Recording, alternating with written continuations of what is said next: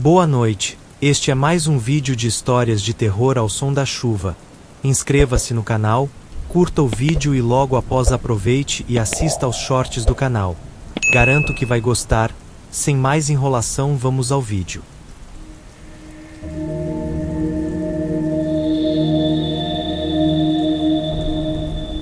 O último casebre da estrada.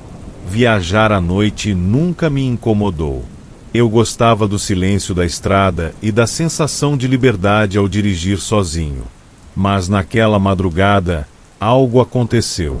Algo que me fez nunca mais querer pegar uma estrada deserta outra vez. Eu estava voltando de uma cidade vizinha, dirigindo por uma rodovia que cortava uma imensa área rural. Nada além de mato e escuridão por quilômetros. O único som era o ronco do motor e o vento cortando os campos abertos. Então, notei que o combustível estava perigosamente baixo. O próximo posto ficava a mais de 50 quilômetros, e eu não tinha certeza se conseguiria chegar. Foi então que vi a casa. Um pequeno casebre de madeira à beira da estrada, com um velho lampião aceso na varanda. A construção parecia antiga, mas bem cuidada. Encostado na frente, um caminhão velho sugeria que alguém morava ali. Reduzi a velocidade e parei o carro. Não havia sinal de posto, mas talvez o dono tivesse combustível sobrando para vender. Peguei minha carteira e saí do carro, sentindo o ar gelado da madrugada.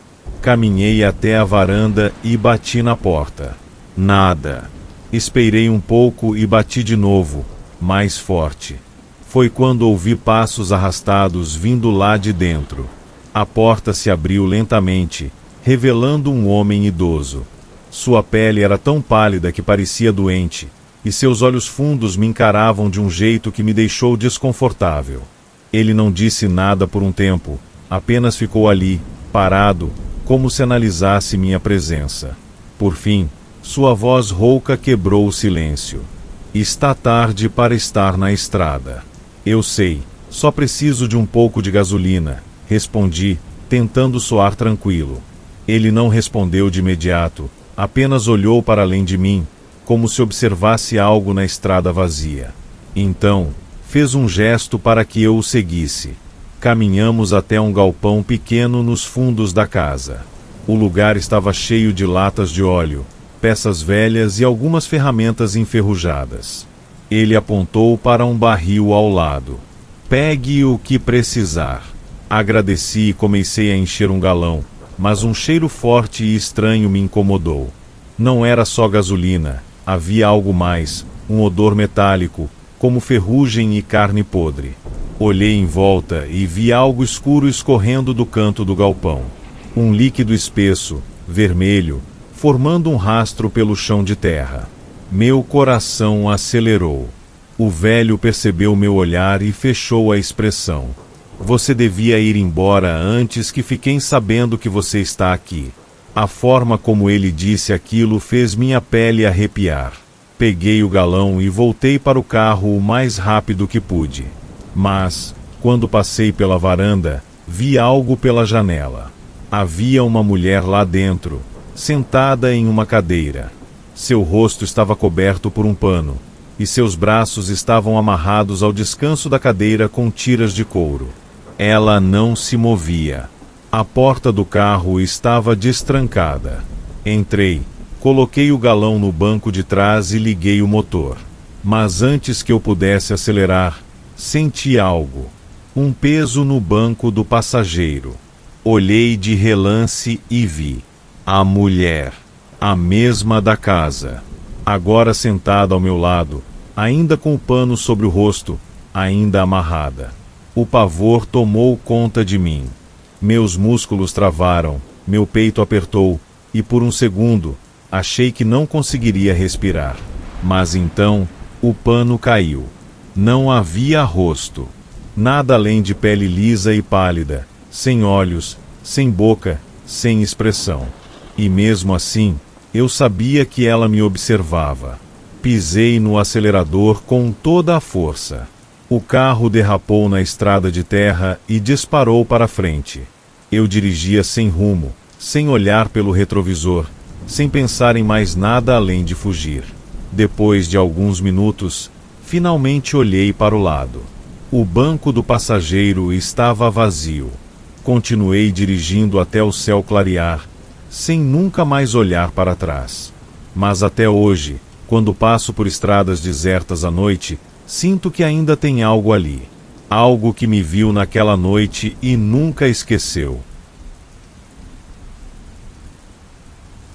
O último quarto.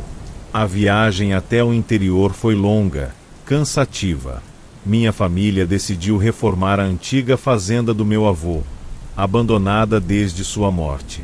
Sempre ouvi histórias estranhas sobre aquele lugar, sussurros de empregados que se recusavam a entrar no último quarto do corredor. Mas nunca levei isso a sério.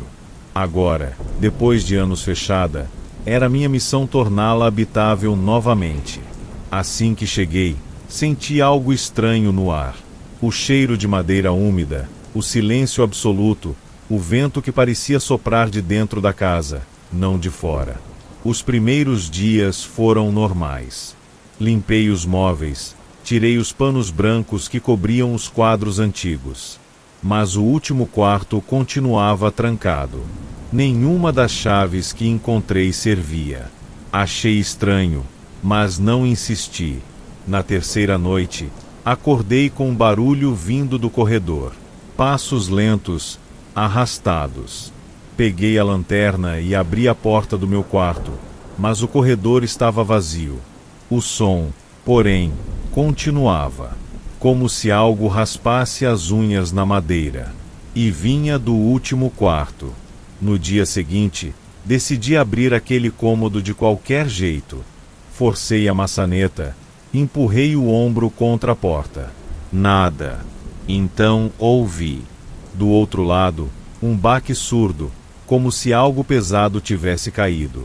Meu sangue gelou. Coloquei o ouvido contra a madeira e prendi a respiração. Silêncio. E então, uma batida. 3 pancadas secas, fortes, do outro lado da porta. Corri dali, trancando meu próprio quarto. Naquela noite, não dormi.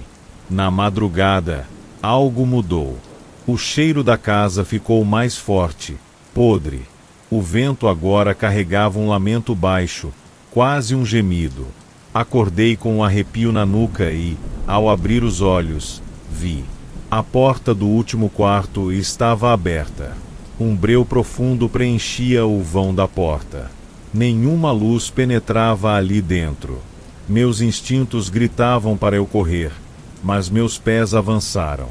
Algo ali dentro me chamava. Entrei. O ar era denso, pesado.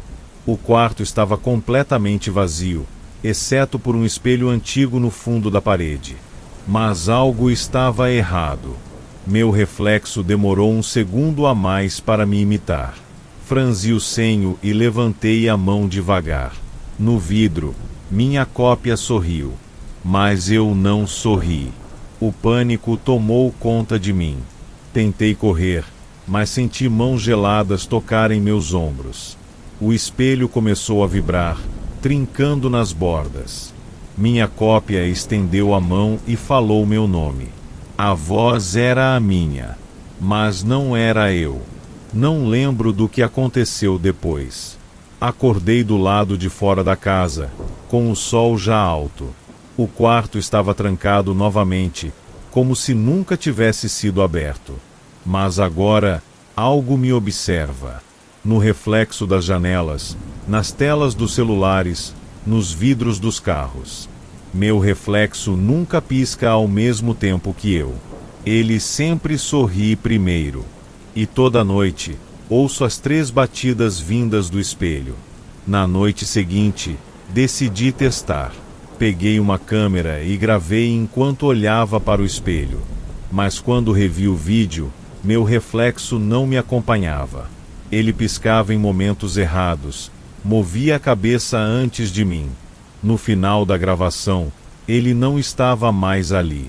O espelho mostrava apenas o quarto vazio, mas eu ainda estava parado em frente a ele.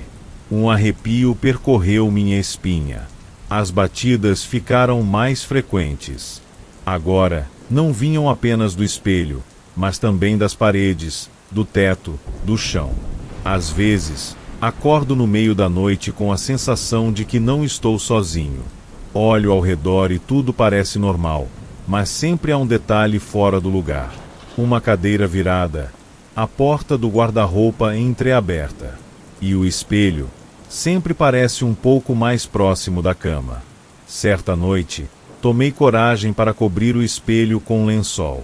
Naquele momento, as batidas cessaram. O silêncio foi absoluto, sufocante. Mas quando me virei para sair do quarto, o lençol caiu sozinho. Meu reflexo já não era mais eu. Ele piscou devagar e sorriu. Depois, levantou a mão e fez um gesto de despedida. No mesmo instante, senti algo puxar meu tornozelo. O quarto girou, e fui arrastado para dentro do espelho.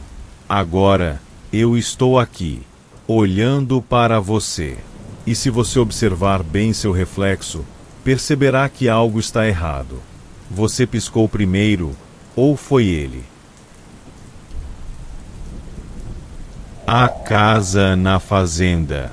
Desde criança, ouvia histórias sobre a fazenda do meu bisavô. Meus pais nunca falavam muito sobre o lugar, apenas diziam que ninguém da família pisava lá há anos. Mas depois da morte de um tio distante, herdamos o terreno.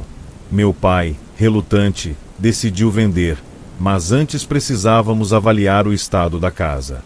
Assim, em uma sexta-feira à tarde, pegamos a estrada rumo ao interior. O céu estava fechado, o vento balançava as árvores de forma estranha, e uma sensação ruim me acompanhava desde que entramos no carro. A casa era gigantesca, mas decadente. O mato tomava conta do quintal, e a madeira rangia sob nossos pés. O cheiro de umidade misturado a algo mais forte, algo podre, estava impregnado no ar. Assim que entramos, senti um arrepio. Havia algo ali, algo que não podíamos ver, mas que nos observava. Meu pai tentou ligar a eletricidade, mas sem sucesso. Restava apenas a lanterna do celular para iluminar os cômodos. Então começamos a explorar a casa, cada um indo para um lado. No segundo andar, encontrei um corredor longo, com portas de madeira escura e pesadas cortinas cobrindo as janelas. O silêncio era absoluto, e cada passo ecoava de maneira estranha, como se o som fosse engolido pelas paredes. Entrei no primeiro quarto. O papel de parede descascava, e uma cama antiga estava coberta por um lençol branco. Mas o que mais me chamou a atenção foi um espelho no canto do cômodo. Ele não refletia a luz da lanterna da forma correta, como se estivesse ligeiramente atrasado. Me aproximei, hesitante, e então vi. Atrás de mim, no reflexo, havia uma sombra. Alta, magra, parada na porta. Congelei. Virei-me num impulso, mas não havia nada ali. Meu coração disparou, e um calafrio subiu pela minha espinha. Voltei a olhar para o espelho, e a sombra agora estava mais perto. Minha respiração ficou presa na garganta. Corri para fora do quarto, descendo as escadas tão rápido que quase caí. Quando cheguei ao térreo, meu pai olhava fixamente para a lareira, como se estivesse hipnotizado. Chamei por ele, mas demorou alguns segundos até ele reagir. Seu rosto estava pálido, os olhos vidrados. Ele disse que ouviu vozes, sussurros vindo das paredes. Falavam nosso sobrenome. Decidimos sair dali, mas ao tentar abrir a porta, percebemos que estava trancada. Forçamos, chutamos, mas nada. Estávamos presos. Então a casa começou a render. O vento soprou pelas frestas das janelas, e um murmúrio baixo preencheu o ambiente. Meu pai pegou uma cadeira e a jogou contra o vidro de uma das janelas. O vidro não quebrou. O som foi engolido pelo silêncio. De repente, as luzes piscaram, mesmo sem energia, e um estrondo veio do andar de cima. Algo estava descendo as escadas. Passos pesados, arrastados. Eu e meu pai ficamos paralisados. A sala inteira ficou gelada, e o cheiro de podre ficou insuportável. Um estalo alto soou na porta atrás de nós, como se alguém, ou algo, estivesse do outro lado, forçando para entrar. Meu pai segurou meu braço com força, me puxando para trás. Então, num instante de desespero, sussurrei: "Nós não pertencemos a este lugar. Nos deixe sair." O silêncio voltou. O cheiro desapareceu. A porta rangeu lentamente e se abriu sozinha. Não pensamos duas vezes. Corremos para fora, atravessando o quintal e entrando no carro. Meu pai girou a chave na ignição e o motor falhou. 1, 2, 3 vezes. Quando finalmente pegou, pisamos fundo no acelerador. No espelho retrovisor, vi a porta da casa se fechar sozinha e uma figura escura parada na varanda. Ela não tinha rosto, apenas um vazio onde deveriam estar os olhos.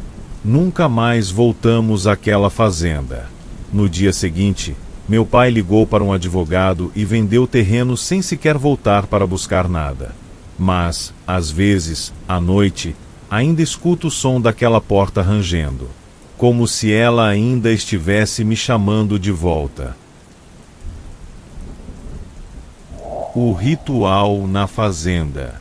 Eu nunca acreditei em lendas de cidade pequena, mas depois do que vivi naquela noite, aprendi que algumas histórias antigas têm um fundo de verdade. Meu tio-avô faleceu recentemente, deixando para minha família uma fazenda abandonada no interior. O lugar era isolado, sem vizinhos por quilômetros.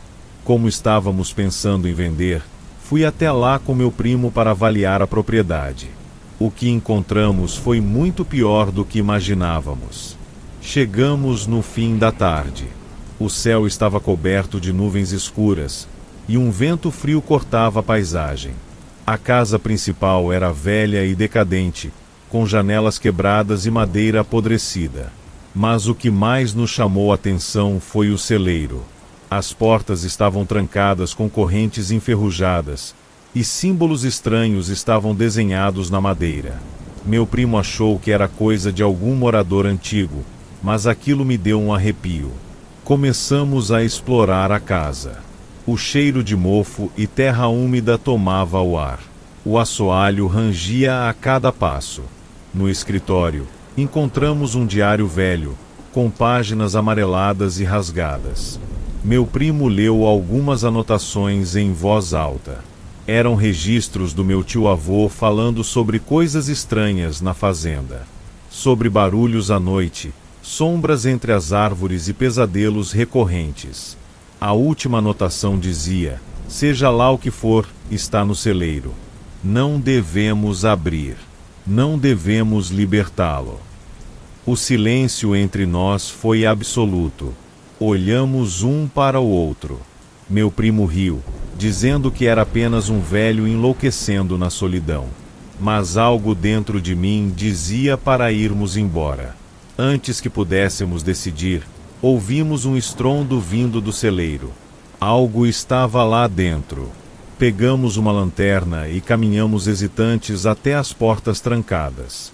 O vento parecia mais forte, sussurrando entre as folhas. Meu primo, teimoso, decidiu olhar pelo buraco na madeira. Assim que colocou o olho ali, recuou bruscamente, pálido. "Tem gente lá dentro", ele sussurrou. Meu coração disparou. Aquilo não fazia sentido. A fazenda estava abandonada há anos. De repente, ouvimos passos pesados e um som arranhado contra a madeira. E então, a corrente estalou sozinha, se soltando. As portas se abriram lentamente, revelando um breu absoluto. Um cheiro pútrido escapou de lá de dentro, como carne podre e ferro enferrujado. Dentro do celeiro, havia um círculo de velas apagadas no chão. Símbolos foram esculpidos na madeira e ossos pequenos estavam espalhados por toda parte. Mas o pior era a figura no fundo. Uma sombra, enorme e disforme, estava parada ali, como se nos esperasse. Então, ela se moveu. Meu primo gritou e correu para trás. Meu corpo congelou por um instante antes de um sussurro preencher minha mente. Não era uma voz normal. Era um lamento, como dezenas de vozes misturadas, falando algo que eu não conseguia entender. O ar ficou pesado, difícil de respirar. A sombra avançou, sem rosto, sem forma definida. As velas se acenderam sozinhas, lançando sombras grotescas nas paredes. Corremos sem olhar para trás. O celeiro inteiro começou a tremer, como se algo estivesse tentando escapar dali. Quando entramos no carro, meu primo chorava de desespero. Eu liguei o motor e saímos dali o mais rápido possível. Nunca contamos para ninguém o que vimos. A fazenda foi vendida pouco tempo depois, mas até hoje eu me pergunto, se meu tio-avô passou a vida tentando manter aquilo preso, o que foi que nós libertamos naquela noite? A casa na estrada deserta. Sempre gostei de dirigir à noite. O silêncio da estrada, as luzes fracas dos postes e a sensação de estar sozinho no mundo me traziam um tipo estranho de conforto. Mas naquela noite, algo aconteceu. Algo que eu nunca deveria ter testemunhado. Eu voltava para casa depois de visitar um amigo em uma cidade vizinha. O caminho era longo e passava por uma estrada pouco movimentada, cercada por mata fechada dos dois lados. Havia poucos postos de gasolina e quase nenhum sinal de civilização por quilômetros. Eram daqueles lugares onde, se algo desse errado, você dependeria da sorte para conseguir ajuda. Eu estava dirigindo há quase uma hora quando percebi que o tanque estava mais vazio do que eu imaginava. O próximo posto ficava a quase 30 quilômetros, e eu não tinha certeza se conseguiria chegar. Reduzi a velocidade para economizar combustível, e foi então que vi a casa. Ela estava à beira da estrada, uma construção antiga de madeira, com uma varanda escura e janelas altas. Não parecia abandonada, mas algo nela me causava um incômodo difícil de explicar. Parecia deslocada, como se não devesse estar ali. Havia uma placa velha, mal iluminada pelo meu farol. Vende-se combustível. Aquilo me pareceu uma sorte inesperada. Encostei o carro no acostamento e saí, sentindo o ar frio da madrugada cortar minha pele. Caminhei até a varanda e bati na porta. Nada. Tentei mais uma vez, e a madeira rangeu levemente. Então, de dentro da casa, veio um som de passos lentos. Alguém estava lá. A porta se abriu, e uma mulher idosa apareceu. Seu rosto era magro e pálido, e seus olhos estavam fundos, como se não dormisse há dias. Ela me olhou por um momento antes de falar com uma voz arrastada. Está tarde para estar na estrada. Eu só preciso de um pouco de gasolina, expliquei, tentando parecer despreocupado. Ela permaneceu imóvel por alguns segundos, como se estivesse ponderando algo. Então, apontou para a lateral da casa. O tanque está ali. Pegue o que precisar e deixe o dinheiro no balcão. Agradeci e fui até onde ela indicou. Havia de fato um tambor de gasolina ali, com uma bomba manual ao lado. Peguei um galão vazio e comecei a encher. Mas, enquanto fazia isso, algo me incomodou. O silêncio. A estrada estava completamente deserta, e a floresta ao redor parecia morta. Nenhum grilo, nenhum farfalhar de folhas, nada. Só o som do líquido escorrendo para dentro do galão. Foi então que senti uma presença. Olhei para a janela da casa e vi algo lá dentro. Algo parado no corredor escuro, me observando. Eu congelei. A figura era alta, muito magra e parecia não ter rosto. Apenas uma sombra, uma silhueta impossível de entender. Então, num piscar de olhos, não estava mais lá. Tentei me convencer de que era apenas um jogo de luzes. Peguei o galão e fui até a varanda para deixar o dinheiro, mas quando olhei para dentro, vi a velha sentada em uma cadeira, de costas para mim. Ela não se movia. O ar dentro da casa parecia pesado, sufocante. Então ela falou, sem se virar: "Você deveria ir. Agora." Algo na forma como ela disse isso me fez obedecer sem questionar. Coloquei o dinheiro sobre um móvel perto da porta e voltei para o carro o mais rápido que pude. Assim que liguei o motor e me preparei para sair, olhei pelo retrovisor. A casa não estava mais lá. O asfalto atrás de mim se estendia vazio, cercado apenas pela mata escura. Eu acelerei sem olhar para trás. A voz na montanha. Eu estava em uma viagem de negócios e aproveitei para me hospedar em uma pousada isolada no alto de uma montanha. O lugar parecia perfeito para descansar, longe da correria da cidade. Mas, desde o momento em que cheguei, havia algo estranho no ar. A recepção da pousada foi fria e o dono, um homem de idade avançada, não parecia muito receptivo. A mulher que me acompanhava, muito mais curiosa, começou a perceber as pequenas coisas que me escaparam. Na primeira noite, ouvi algo. Um sussurro, baixo e distante, vindo da floresta. Achei que fosse o vento ou algum animal, mas a sensação de desconforto persistia. A mulher ao meu lado parecia inquieta e, ao perguntar sobre o barulho, o dono da pousada me respondeu com um sorriso forçado: "Não se preocupe, é só a montanha."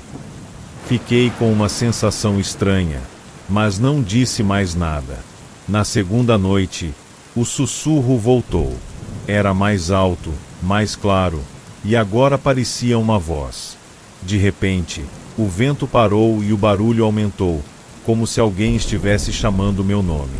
Levantei da cama, com o coração batendo forte. A mulher, visivelmente assustada, sugeriu que saíssemos para investigar. Concordei relutantemente e fomos até o lado de fora. Lá, o ar estava gelado e pesado. A lua cheia iluminava a floresta, mas, estranhamente, tudo estava em completo silêncio, exceto pelo som da voz, que agora parecia estar mais próxima. Eu segui o som, puxando-a para trás, quando vi uma figura à distância. Parecia um homem, parado entre as árvores, mas não conseguíamos ver seus detalhes. Apenas os olhos brilhando na escuridão. Quando chamamos, a figura se moveu, mas de maneira estranha, como se flutuasse, sem tocar o chão. Comecei a correr, mas a mulher hesitou, parada, olhando fixamente para a figura.